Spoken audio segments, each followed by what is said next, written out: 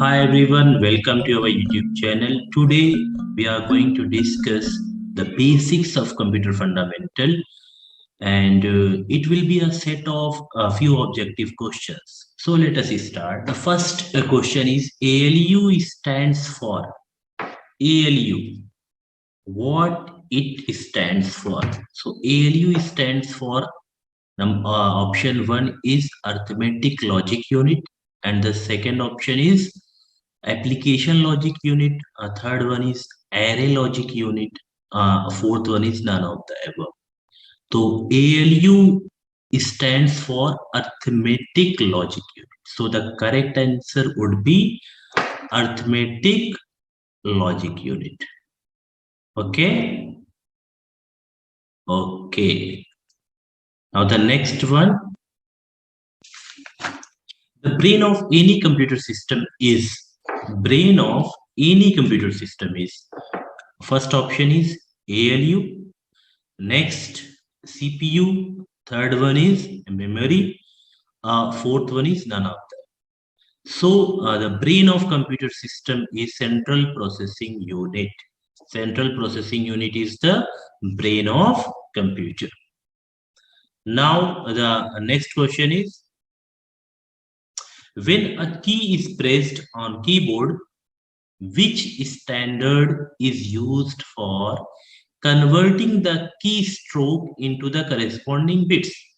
जब कोई की आप किसी कीबोर्ड की कोई की आप प्रेस करते हैं तो कौन सा ऐसा स्टैंडर्ड है जो नीचे ऑप्शंस दिए हुए हैं उनमें से जो की जो आप प्रेस कर रहे हैं उस की स्ट्रोक को करेस्पॉन्डिंग बिट्स में कन्वर्ट करता है? तो देखिए आपका जो कीबोर्ड है जहाँ पे हमारा अल्फाबेट्स होते हैं, इंग्लिश अल्फाबेट्स हैं ABCD जो हमारे कीबोर्ड्स में है, ठीक। और उसके बाद नंबर्स होते हैं, कुछ स्पेशल कैरेक्टर्स हैं। ये जो भी कीज आप कीबोर्ड पे प्रेस करते हैं तो वो आपका करेस्पॉन्डिंग एस्की कोड्स में कन्वर्ट होता है। तो यहाँ पे देखिए डिफरेंट कोड्स दिए। ऑप्शन वन क्या है? एनसी। एनसी का मतलब होता है अमेरिकन नेशनल स्टैंडर्ड इंस्टीट्यूट, ठीक। तो ये स्टैंडर्ड्स को डिफाइन करता है, ठीक।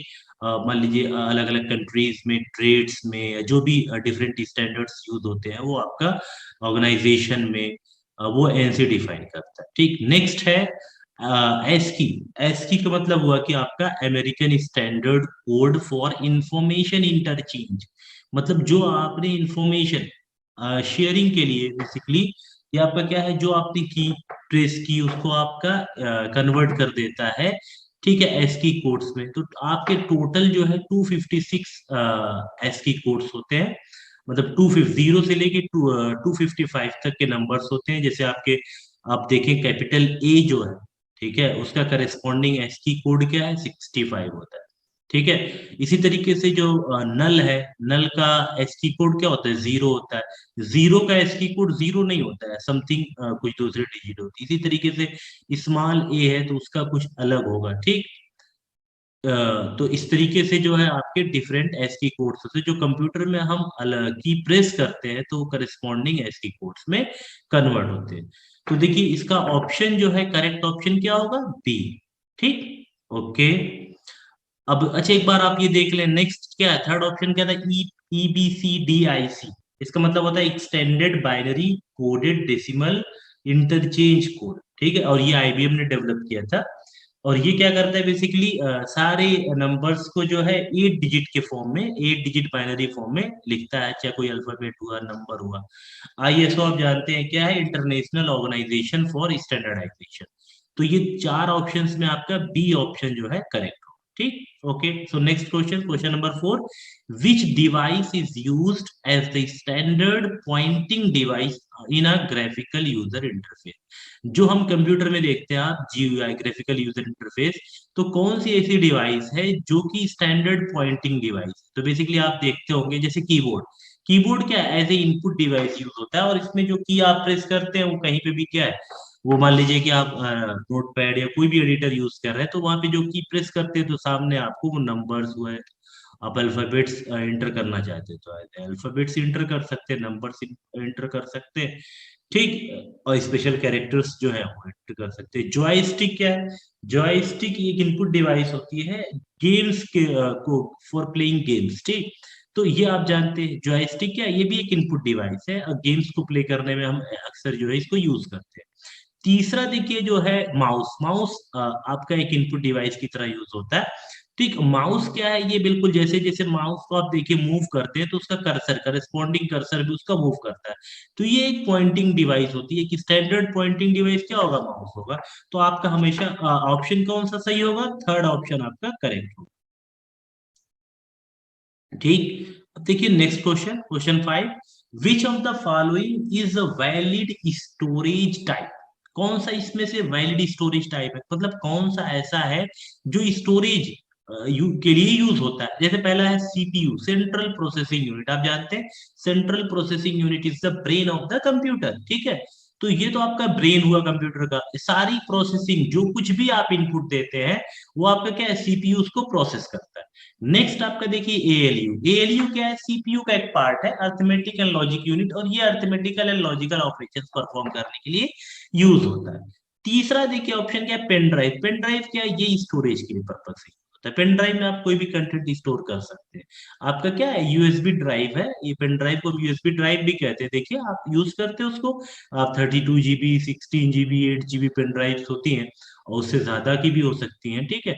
नॉर्मली हम जो है ये सारे पेन ड्राइव यूज करते हैं, तो ये स्टोरेज पर्पज के लिए यूज होता है। तो ऑप्शन सी हमारा क्या होगा, करेक्ट आंसर होगा इसका। अब देखिए नेक्स्ट क्वेश्चन क्या है, the section of CPU that is responsible for performing mathematical operations. देखिए ये क्वेश्चन सेम है जो हमने पिछली बार डिस्कस अभी हम कर रहे थे, पिछले क्वेश्चन नंबर 5 में जो डिस्कशन हमारा चल रहा था सीपीयू का, कि एएलयू क्या है, सीपीयू का पार्ट है। तो यहाँ पे कह रहा है कि सीपीयू का कौन सा ऐसा पार्ट है, कौन सा ऐसा सेक्शन है जो रिस्पॉन्सिबल है for performing mathematical operations. Mathematical operations perform करने के लिए सीपीयू का कौन सा सेक्शन यूज होता है। तो मेमोरी, मेमोरी में तो हम यूज कोई भी, मान लीजिए आप इनपुट देते हैं, वो आपका इनपुट क्या मेमोरी में स्टोर हो जाता है, या रिजल्ट प्रोसेस करने के बाद वो इनपुट क्या है, प्रोसेस होता है कहाँ पे, सीपीयू में। और प्रोसेसिंग के बाद क्या है, हम इंटरमीडिएट रिजल्ट को कभी कभी हम क्या मेमोरी में स्टोर कर लेते हैं, उसके बाद वो आउटपुट डिवाइस की तरफ जाता है। रजिस्टर यूनिट बेसिकली ये भी स्टोरेज पर्पज के लिए स्टोरेज रजिस्टर्स होते हैं, ठीक है। ये रजिस्टर्स का यूज कहाँ पे होता है, सीपीयू के अंदर होता है, जब हम रिजल्ट को प्रोसेस करते हैं। प्रोसेसिंग में रिक्वायरमेंट होती है जब कभी हम कोई भी इनपुट फॉर टेम्पररी बेसिस, मतलब ड्यूरिंग क्या है, आप प्रोसेसिंग जो है कुछ आप स्टोर करना चाहते हैं, तो रजिस्टर्स में आपका स्टोर होता है। रजिस्टर बहुत फास्ट होता है, तो रजिस्टर में स्टोर करना क्या है, बहुत फास्ट होता है, उससे एक्सेस करना वो भी बहुत फास्ट होता है। तीसरा देखिए होता है कंट्रोल यूनिट, कंट्रोल यूनिट भी जो है क्या है, सीपीयू का एक पार्ट है। कंट्रोल यूनिट क्या करता है, इंफॉर्मेशन, कोई भी सारे इंफॉर्मेशन को कंट्रोल करना करता है, कि इनपुट कहाँ से, इनपुट जो भी आप इनपुट देते हैं वो इनपुट कहाँ जाके स्टोर होगा, मतलब वो इनपुट कहाँ जाके स्टोर होता है, मेमोरी में। और ये कंट्रोल सिग्नल कौन जनरेट करता है, ये कंट्रोल सिग्नल आपका सीपीयू जनरेट, अरे कंट्रोल यूनिट जनरेट। तो कंट्रोल यूनिट बेसिकली क्या है, पूरा सब कुछ कंट्रोल करता है, इंफॉर्मेशन के फ्लो को कंट्रोल करता है। कि अगर आपने इनपुट दिया, आपने इनपुट डिवाइस के थ्रू जो इनपुट दिया, वो इनपुट आपका पहला control unit control signal generate करता है, और वो कंट्रोल सिग्नल रिसीव करता है कौन, मान लीजिए इनपुट यूनिट ने रिसीव किया, तो इनपुट यूनिट को ये पता चल जाता है कि ये जो डेटा हमारा एज इनपुट हम ले रहे हैं उसको हमें कहाँ भेजना है, ठीक। और फिर मान लीजिए डेटा उसने मेमोरी में स्टोर किया, अब उसके बाद फिर से देखिए सीपीयू कंट्रोल सिग्नल जनरेट करता है, और जब मेमोरी कंट्रोल सिग्नल रिसीव करेगा तो मेमोरी क्या करेगा, उस डेटा को ट्रांसफर कर देगा कहाँ पे, सीपीयू में। सीपीयू में फिर क्या है, उसे प्रोसेसिंग होती है, प्रोसेसिंग के बाद फिर वो डेटा आपका मेमोरी में स्टोर हो जाता है, और फिर फाइनली कंट्रोल सिग्नल जनरेट होता है। सीपीयू कौन करता है, सीपीयू करता है। और सीपीयू का कौन सा पार्ट करता है, कंट्रोल यूनिट वाला पार्ट करता है, ठीक। नेक्स्ट आपका क्या, ALU, arithmetic and logic unit. Arithmetic and logic unit का काम होता है arithmetical and logical operations perform करना। और अर्थमेटिकल ऑपरेशंस क्या है, आपका जो अर्थमेटिक ऑपरेटर्स यूज हो, अर्थमेटिक ऑपरेटर्स क्या है, आपका एडिशन हुआ, मल्टीप्लिकेशन हुआ, सब्ट्रैक्शन हुआ, ठीक है, मॉड्यूलो डिवीजन हुआ, ये सारे क्या अर्थमेटिकल ऑपरेशंस है। तो ये अर्थमेटिकल ऑपरेशंस परफॉर्म करने के लिए कौन सा सेक्शन यूज होगा, ALU. Okay, so option D क्या होगा, करेक्ट वन। तो आपका option D would be the correct one. Next question देखिए, question number 7, the list of coded instructions. जो आपके कोडेड इंस्ट्रक्शंस का एक सेट होता है, ठीक है, सेट ऑफ कोडेड इंस्ट्रक्शंस कह सकते हैं उसको, हम क्या कहते हैं। पहला ऑप्शन कंप्यूटर प्रोग्राम, नेक्स्ट क्या है, फ्लो चार्ट, तीसरा है एल्गोरिदम, और D option none of the.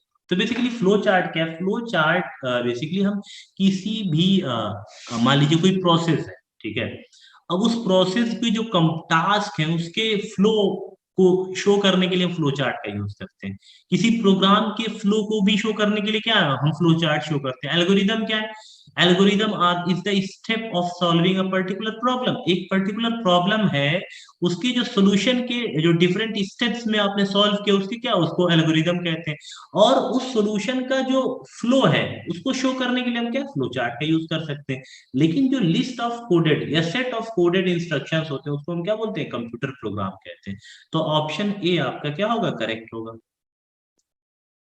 Next question देखिए, विच of the following is not input device. कह रहा है कि कौन सा इसमें ऐसा है जो इनपुट डिवाइस नहीं है। तो देखिए टच पैड, टच पैड देखिए आपके लैपटॉप पे टच पैड होता है, उसके थ्रू क्या आप इनपुट नहीं देते हैं? बिल्कुल देते हैं। आप आपके जो है, मान लीजिए कि आप कोई भी डिवाइस यूज करें, टच स्क्रीन है हमारे मोबाइल में, उसके थ्रू क्या हम इनपुट नहीं देते? देते हैं। तो टच पैड या हुआ टच पैड हुआ आपके की इस पे मोबाइल में भी टच पैड होता है, ठीक। पूरा जो स्क्रीन है वो क्या है? टच पैड ही की तरह काम करती है, ठीक। लैपटॉप में भी है। तो ये टच पैड क्या है? ये इनपुट डिवाइस होता है, उससे आप इनपुट देते हैं, ठीक है। माउस क्या है? माउस एक इनपुट डिवाइस है। कीबोर्ड, कीबोर्ड भी आपका इनपुट डिवाइस है, ठीक। इसमें प्रिंटर, हाँ प्रिंटर आउटपुट डिवाइस है। तो कह रहा है कि कौन इसमें आपका इनपुट डिवाइस नहीं है, तो आपका ऑप्शन कौन सा सही होगा? आपका ऑप्शन डी करेक्ट होगा। हाँ, नेक्स्ट क्वेश्चन, क्वेश्चन नंबर 9 क्या कह रहा है? Software required to run the hardware. कौन सा ऐसा सॉफ्टवेयर है जो यूज होता है, रिक्वायर्ड है हार्डवेयर को रन करने के लिए? तो पहला ऑप्शन क्या है? Task manager. नेक्स्ट ऑप्शन है टास्क बार। तीसरा क्या है? Program manager. और फोर्थ ऑप्शन क्या है? Device driver. तो देखिए टास्क मैनेजर क्या, आप अपने सिस्टम में देखें तो आप राइट क्लिक करते हैं, वहां पे जितने भी टास्क हैं, जो भी टास्क आपके सिस्टम पे ऑपरेट हो रहे हैं, वहां पे एक साथ दिखाता है कि उसका कितना परसेंट सीपीयू यूज कर रहा है, कितना परसेंट मेमोरी यूज कर रहा है, ठीक है। इसी तरीके से प्रोग्राम मैनेजर हुआ, ये सारी डिफरेंट चीजें हैं। देखिए इसमें कौन सा सॉफ्टवेयर है जो कि हार्डवेयर को रन करता है? तो डिवाइस ड्राइवर्स होते हैं आपके। जैसे मान लीजिए कोई चीज आप कनेक्ट करते हो, पेन ड्राइव कनेक्ट करते हो, देखिए जैसे आप अपने लैपटॉप पे पेन ड्राइव को कनेक्ट करते हो, कुछ टाइम तक कभी कभी क्या है, डिवाइस ड्राइवर्स वो अपडेट करता है या इंस्टॉल करता है। वो बेसिकली डिवाइस ड्राइवर क्या है? वो जो हार्डवेयर डिवाइस आप कनेक्ट कर रहे हो उस डिवाइस को रेडी कर रहा है यूज करने के लिए आप अपने सिस्टम में। मतलब ये क्या करता है? बेसिकली डिवाइस ड्राइवर क्या करता है? हार्डवेयर को रन करने के लिए यूज होता है, ठीक है। तो यही क्वेश्चन ये पूछ रहा है कि कौन सा ऐसा सॉफ्टवेयर है जो कि हार्डवेयर को रन कर रहा है, ठीक। अब कोई भी हार्डवेयर आप मान लीजिए, कभी कभी ऐसा होता है आप अपनी कीबोर्ड जो है, आप जब पहली बार अपने सिस्टम से कनेक्ट करते हो तो डिवाइस ड्राइवर्स अपडेट करता है, ठीक, वो उसे अपलोड करता है, ठीक, इंस्टॉल कर लेता है। तो ये सारी चीजें होती है कब? आपका जब कोई हार्डवेयर आप कनेक्ट करते हैं अपने सिस्टम से, अपने लैपटॉप से, कोई डिवाइस आपका हार्डवेयर डिवाइस आपने कनेक्ट किया, तो इसका मतलब क्या है? हार्डवेयर को रन करने के लिए जो सॉफ्टवेयर रिक्वायर्ड है वो क्या है? Device driver. तो नेक्स्ट क्वेश्चन क्या है? हाँ देखिए, next question, which of the following is application software. कौन सा ऐसे? देखिए सॉफ्टवेयर दो तरीके के होते हैं, एक होता है सिस्टम सॉफ्टवेयर, और सिस्टम सॉफ्टवेयर में आपके डिवाइस ड्राइवर हुआ, आपका ऑपरेटिंग सिस्टम हुआ, और यूटिलिटीज जितने भी सब आपके, ये सारे के सारे सिस्टम सॉफ्टवेयर। हाँ, एप्लीकेशन सॉफ्टवेयर ऐसे सॉफ्टवेयर जो किसी पर्टिकुलर एप्लीकेशन के लिए यूज होते हैं, जैसे जैसे वो एमएस वर्ड है, एमएस वर्ड का टास्क आप जानते हैं, ठीक है। एमएस एक्सेल हुआ, ठीक है, टैली हुआ। तो ये सब क्या है? डिफरेंट एप्लीकेशंस के लिए ये एप्लीकेशन सॉफ्टवेयर डेवलप होते हैं। तो कह रहा है कि इसमें से कौन सा आपका एप्लीकेशन सॉफ्टवेयर है? तो ऑप्शन ए देखिए क्या कह रहा है? कंपाइलर। कंपाइलर क्या करता है? कंपाइलर एक सॉफ्टवेयर होता है, डिवाइस या आपका सिस्टम सॉफ्टवेयर होता है, जो कि आपका हाई लेवल लैंग्वेज को कन्वर्ट करता है लो लेवल लैंग्वेज में। Sorry। हाँ, नेक्स्ट देखिए, पावर पॉइंट क्या है? तो पावर पॉइंट बेसिकली वो आपका एक एप्लीकेशन सॉफ्टवेयर, ठीक। और डिवाइस ड्राइवर हुआ, डीबगर हुआ, ये सारे के सारे आपके सिस्टम सॉफ्टवेयर होते हैं। तो इसमें ऑप्शन बी आपका करेक्ट होगा कि पावर पॉइंट क्या है? पावर पॉइंट आपका एप्लीकेशन सॉफ्टवेयर होता है, पर्टिकुलर एप्लीकेशन के लिए यूज होता है। आप पीपीटीज बनाने के लिए देखिए आप क्या है? पावर पॉइंट का यूज करते हैं। तो इसका ऑप्शन करेक्ट होगा option B. Which of the following is system software. इसमें से कौन सा आपका सिस्टम सॉफ्टवेयर है? देखिए सिस्टम सॉफ्टवेयर और एप्लीकेशन सॉफ्टवेयर ये दो तरीके के सॉफ्टवेयर होते हैं। एप्लीकेशन सॉफ्टवेयर मतलब जब हम किसी पर्टिकुलर एप्लीकेशन, जैसे फॉर एग्जांपल एमएस वर्ड, ठीक है, MS पावर पॉइंट। ठीक, और जितने भी एप्लीकेशंस बेस्ड सॉफ्टवेयर है उसे हम एप्लीकेशन सॉफ्टवेयर कहते हैं। ठीक, सिस्टम सॉफ्टवेयर जैसे आपके डिवाइस ड्राइवर, आपका ऑपरेटिंग सिस्टम, ये सब क्या है, सिस्टम सॉफ्टवेयर के एग्जाम्पल्स। तो यहाँ देखिए ऑप्शन वन क्या है, लिनक्स। लिनक्स क्या, एक ऑपरेटिंग सिस्टम होता है। लिनक्स क्या है, Linux is a type of operating system. ठीक है, और देखिए नेक्स्ट है ऑप्शन बी क्या है, MS वर्ड। MS वर्ड क्या है, एक एप्लीकेशन सॉफ्टवेयर। MS एक्सेल क्या है, एक एप्लीकेशन सॉफ्टवेयर। टैली एक एप्लीकेशन सॉफ्टवेयर। तो पहला पार्ट जो ए पार्ट है, लिनक्स, लिनक्स एक ऑपरेटिंग सिस्टम है, इसलिए ये एक सिस्टम सॉफ्टवेयर होगा। तो option one is the correct one.